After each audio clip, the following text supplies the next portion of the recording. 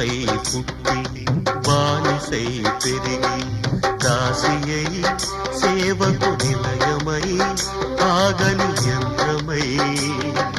నిజములు నిద్రలు ఇల్లే కళ్ళుగా వయసును సుఖమును చితిగా వెలిగించి బ్రతుకే హారతి ఇచ్చిన దేవత